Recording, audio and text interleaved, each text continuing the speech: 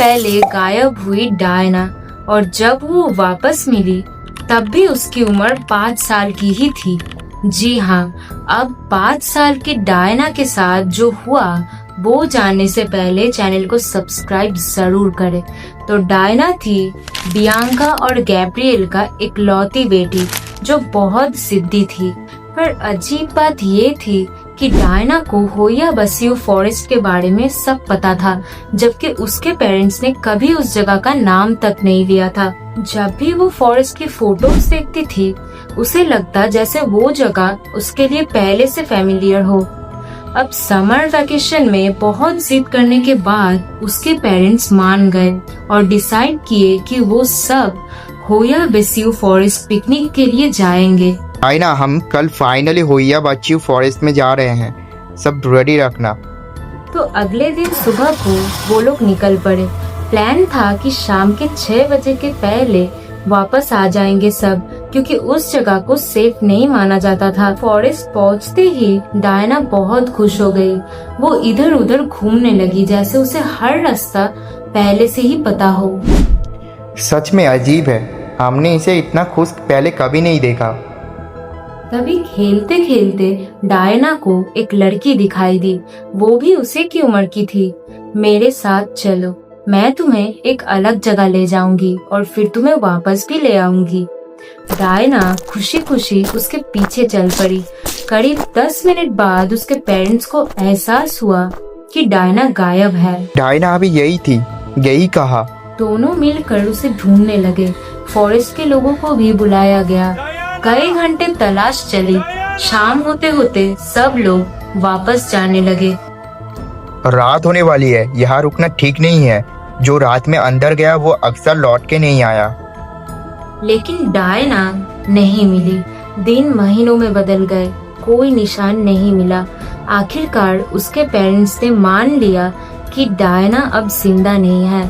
लेकिन ठीक 5 साल बाद उनके घर में अजीब चीजें होने लगी। रात को बच्चे की हंसी सुनाई देती थी। डायना की पुरानी नोटबुक में नए ड्राइंग्स मिलते थे और उन ड्राइंग्स के नीचे एक अजीब लैंग्वेज लिखी होती थी जिसे कोई भी समझ नहीं पा रहा था। फिर एक दिन गैब्रिएल के फोन पर एक कॉल आया। क्या आपकी बेटी का नाम डायना है? वो मिल गई है होया बसियो फॉरेस्ट में।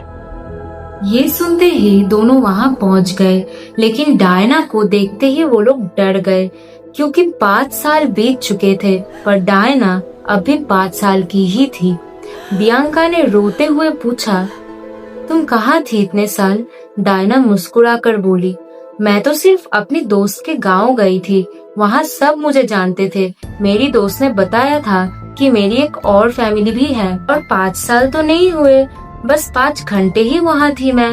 ये सुन के बियांका और गैब्रिएल शॉक हो गए, पर फिर भी उसे जल्दी घर ले आए। अब उस रात के बाद सब नॉर्मल लगने लगा। लेकिन कुछ दिनों बाद बियांका ने नोटिस किया कि डायना अक्सर किसी से बात करती थी, अकेली हंसती थी। किससे बात करती हो तुम? अपनी फ्रेंड से। कहाँ है तुम्हारी फ्रेंड? डायना ने खाली कुर्सी की तरफ देखा। यही तो बैठी है आपके सामने।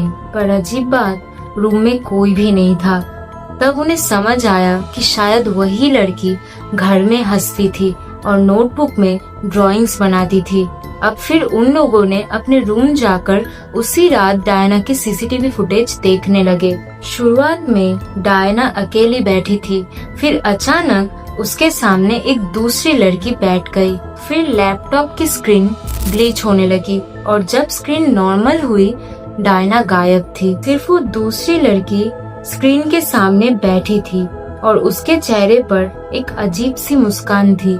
फिर उसने कैमरा की तरफ देखा और धीरे से कहा, अब मेरी बारी है।